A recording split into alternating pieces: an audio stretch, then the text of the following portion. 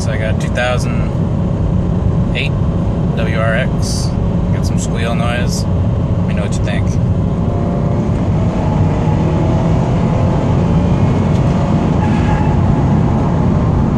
Happens in between gears.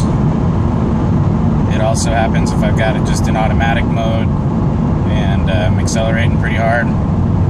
Switch it over. See what happens.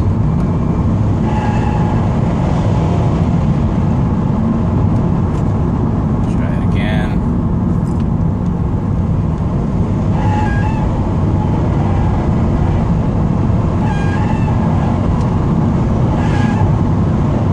So I'm kind of feathering it there.